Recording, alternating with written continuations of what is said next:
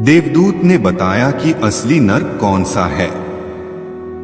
नमस्कार प्रिय दर्शक बंधुओं, आज मैं बात करूंगा दो महत्वपूर्ण प्रश्नों पर। यह दोनों प्रश्न आपकी जिंदगी के लिए बहुत ही महत्वपूर्ण है। आपसे निवेदन है कि इस वीडियो को बिना स्किप किए पूरा सुनिएगा। पहला प्रश्न है कि वास्तविक नर्क क्या है, और दूसरा प्रश्न है कि परोपकार करने से आपको क्या फायदा। दर्शकों, सबसे पहले बात करते हैं नर्क की। यह नर्क क्या है? नर्क का नाम सुनते ही हम भयभीत हो जाते हैं। हम दिन रात भगवान से प्रार्थना करते हैं कि हे भगवान, हमें नरक में मत भेजो, ताकि हमें नर्क की यातनाएं न सहनी पड़े। आज मैं आपको बताऊंगा कि नरक क्या है और नरक में किस प्रकार के दुख मिलते हैं। तो आइए इसे एक कहानी के माध्यम से समझते हैं। एक बार एक आदमी की मृत्यु हो गई। मृत्यु के बाद उनकी आत्मा ऐसे लोक में चली गई जहां विभिन्न प्रकार के सुख उपलब्ध थे। सभी प्रकार के स्वादिष्ट व्यंजन उन्हें थालियों में सजाया गया था। सुंदर सुगंधित बिछौने बिछी हुई थीं। आरामदायक गद्दे पड़े हुए थे। वहां एक सुंदर महल था। भांति भांति के उड़ने वाले विमान थे। सुंदर अप्सराएं उपस्थित थीं। वहां सैकड़ों गुलाम थे। हजारों तरह की खाने की चीजें वहां मौजूद थीं। स्वर्ग जैसा नजारा देखकर उस आदमी को लगा कि वह स्वर्ग लोक में आ गया है, क्योंकि वहां सुख ही सुख था, दुख का नाम न था। ऐसे सुख आज उसने पहली बार देखी थी। तभी एक देवदूत सफेद वस्त्र पहने हुए उसके पास आता है और उसने उस आदमी से कहा, भाई, तुम इतनी सारी सुख सुविधाएं देखकर चौंक क्यों रहे हो? ये सब आपके लिए ही है। अगर आपको इनमें से कोई भी पसंद नहीं है तो मुझे बताएं कि आप क्या चाहते हैं, मैं तुरंत प्रकट कर दूंगा। आपको आपकी इच्छानुसार भोजन मिलेगा। भोग विलास राग रंग सब कुछ यहाँ उपलब्ध है। किसी भी चीज की कोई कमी नहीं है। आप इच्छा तो कीजिए। आपके सोचने मात्र पर ही वो वस्तु आपके सामने प्रकट हो जाएगी। मेरे प्रिय दर्शक बंधुओं, अब तो वो आदमी जिस वस्तु की इच्छा करता था, देवदूत उसे तुरंत प्रकट कर देता था। यह देखकर उसे बहुत अच्छा लगा। अब उसे पूरी तरह यकीन हो गया था कि वह स्वर्ग में ही आया है। वो आदमी अपने आप को बहुत भाग्यशाली समझ रहा था कि उसे स्वर्ग के सारे सुख भोगने को मिल रही है। कई वर्षों तक वो इस सुख सुविधाओं को भोगता रहा।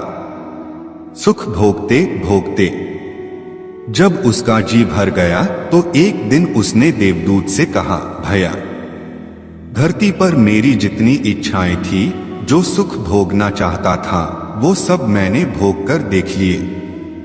अब मेरा दिल इन सुखों से भर गया है और मैं कुछ काम करना चाहता हूं, ताकि मैं अपने आप को उपयोगी बना सकूं।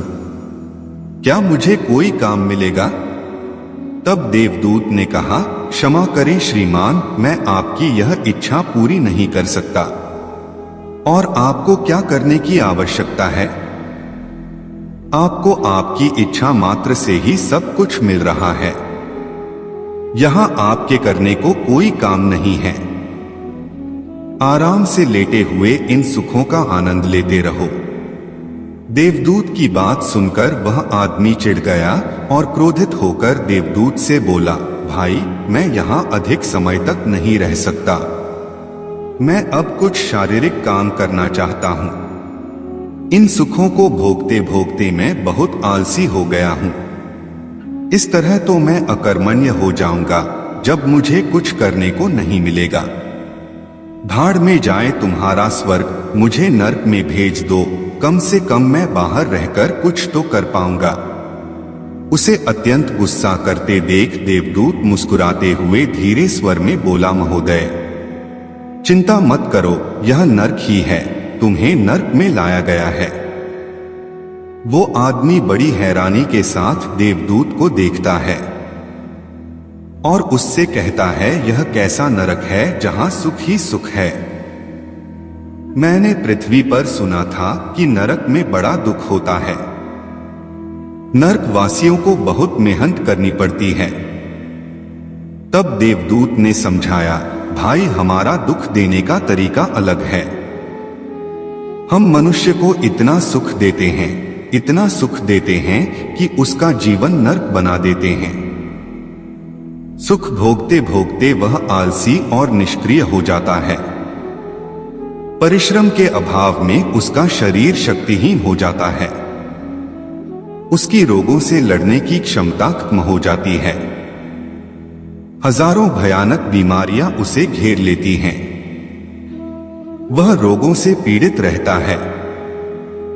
वैद्य से उपचार कराने पर वैद्य उसे सलाह देता है कि वो सारी स्वादिष्ट वस्तुएं ना खाएं, इसी में भलाई है। वो अंदर से इतना कमजोर हो जाता है कि अपना खाया हुआ भोजन नहीं पचा पाता। वह कर्म रहित हो जाता है। ना तो उसे किसी काम को करने का ज्ञान रहता है, ना अभ्यास, वो दूसरों के अधीन रहने लगता है। खाना कमाने की बात तो दूर, उसे उठाकर खाने की भी हिम्मत नहीं बचती। वह हिम्मत हार जाता है। मेहनत मजदूरी न करने के कारण उसके फेफड़े कमजोर हो जाते हैं। खाली चलने पर भी उसकी सांस फूलने लगती है। उसकी हड्डियां कमजोर हो जाती है। उसके अंदर एक बालक से भी लड़ने की क्षमता नहीं रहती। वह दूसरों पर निर्भर रहने लगता है। अब बताओ, इससे बड़ा नरक क्या हो सकता है? विद्वानों का कहना है कि आलसी की मदद करना उसे मौत की ओर धकेलने के समान है। कहते हैं कि सुख और सुख के साधन सीमित मात्रा में ही उपलब्ध होने चाहिए ताकि मनुष्य थोड़ी मेहनत करता रहे, तभी उसे जीवन का सच्चा आनंद मिल सकेगा। जिस व्यक्ति ने बचपन से युवावस्था तक बिना किसी कर्म के सुख भोगा है, उसका बुढ़ापा अत्यंत कष्टकारी होता है। सच्चा स्वर्ग वह है जो कड़ी मेहनत से अर्जित किया जाता है। प्रिय दर्शकों, अब मैं बात करता हूं कि दान करने के क्या फायदे हैं। दान पुण्य करने से आपको क्या लाभ मिलेगा? दूसरों की सेवा करने से तुम्हें क्या मिलेगा? तुम्हें क्या लाभ होगा? कहा जाता है कि बहुत कम लोगों में परोपकार की भावना होती है। आज का मानव इतना मतलबी हो गया है कि वो बिना किसी स्वार्थ के किसी की मदद नहीं करना चाहता। वह किसी की मदद करने से पहले 10 बार सोचता है कि अगर मैंने उसकी मदद की तो मुझे क्या मिलेगा। वो बदले की उम्मीद के साथ ही किसी की ओर मदद का हाथ बढ़ाता है।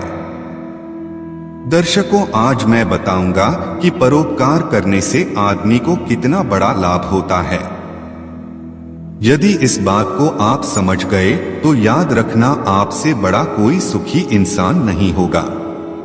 एक बार एक भला आदमी समुद्र तट पर टहल रहा था। उसने देखा कि समुद्र तट पर लहरों के साथ बहुत सारी मछलियां निकल आई थीं। लहरें तो वापस चली गईं, लेकिन वे मछलियां अभी भी समुद्र किनारे रेत में पड़ी दर्द से छटपटा रही थीं। उस सज्जन की नजर सूखी रेत पर पड़ी एक मछली पर पड़ी। उसने झुककर उसे उठाया और समुद्र में फेंक दिया। कुछ दूरी पर एक और आदमी टहल रहा था। उसने उस सज्जन व्यक्ति को जमीन पर झुककर कुछ उठाते हुए देखा और उसे समुद्र में फेंकते हुए देखा। वह व्यक्ति तुरंत उसके पास आया और पूछने लगा है, भाई, तुमने जमीन से क्या उठाया और तुमने इसे समुद्र में क्यों फेंक दिया? सज्जन ने उत्तर दिया, भाई, मैंने इस सूखी रेत में मछली पड़ी देखी, इसलिए मैंने उसे उठाकर समुद्र में फेंक दिया। दूसरा आदमी बोला, अरे भाई, मछली को उठाकर पानी में फेंकने की क्या जरूरत थी? तब सज्जन ने उत्तर दिया, भाई यह तो तुम्हें मालूम ही है कि इस समय समुद्र का ज्वार उतर रहा है। पानी उनकी पहुंच से काफी दूर चला गया है। सूरज की तपिश बढ़ती जा रही है। यदि मैं उन्हें समुद्र के पानी में न डालूं तो वे जल के बिना इसी गर्म रेत में मर जाएंगे। दूसरे आदमी ने देखा कि समुद्र तट पर हजारों मछलियां पड़ी हैं। वो कुछ मुस्कुराता हुआ बोला, अरे भाई ये तो हजारों की संख्या में हैं। ये समुद्र तट पर मीलों तक फैले हुए हैं। अगर तुम एक दो मछलियां उठाकर पानी में डाल भी दोगे तो तुम्हें क्या मिलेगा? तभी उस सज्जन ने जमीन से एक मछली उठाई।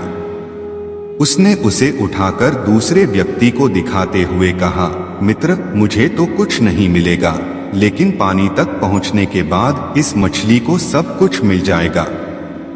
हर काम में अपना हित देखना जरूरी नहीं है। कुछ कार्य दूसरों के हितों को ध्यान में रखकर भी किए जाते हैं, तभी मनुष्य श्रेष्ठ कहलाता है, अन्यथा हम किसमें श्रेष्ठ हैं? जानवर भी अपने पेट के लिए कुछ उपाय करते हैं।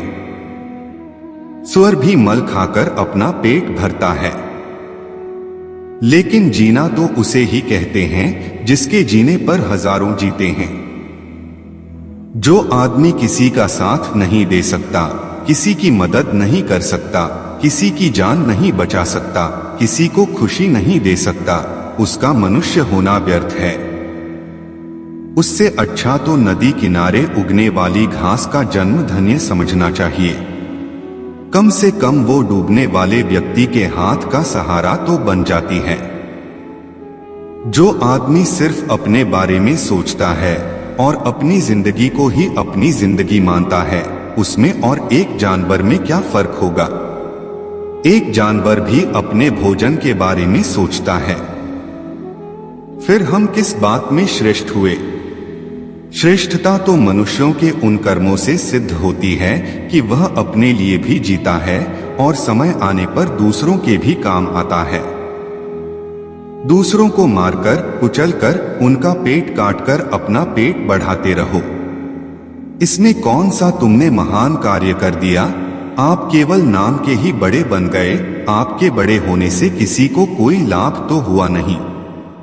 जैसे खजूर का पेड़ नाम मात्र का ही बड़ा होता है, वह किसी भी प्राणी को सुख नहीं दे सकता, इसलिए वह हमेशा अकेला खड़ा रहता है। न तो कोई जानवर और न ही पक्षी इसके पास जाता है, और जो पेड़ भले ही छोटे हो और घने होते हैं, वो हमेशा दूसरों को सुख पहुंचाते रहते हैं, इसलिए उन्हें कभी अकेलापन महसूस नहीं होता। उनकी घनी छाया में जानवर, पशु, पक्षी किलौरे करते रहते हैं। उसे वो चेताते हैं कि देखो भाई, तुमने हमारे लिए इतना किया तो हम भी हर परिस्थिति में आपको अकेला नहीं छोड़ेंगे। मेरे प्रिय दर्शक बंधुओं, अब तो आप समझ ही गए होंगे कि परोपकार से क्या लाभ हैं। आपको ये वीडियो कैसी लगी अपनी राय कमेंट में जरूर दीजिएगा। और अगर आपको यह वीडियो पसंद आई है तो आप हमारे वीडियो को एक लाइक अवश्य करिएगा और चैनल को सब्सक्राइब कर लीजिएगा। मिलते हैं नेक्स्ट वीडियो में। आपका बहुत बहुत धन्यवाद।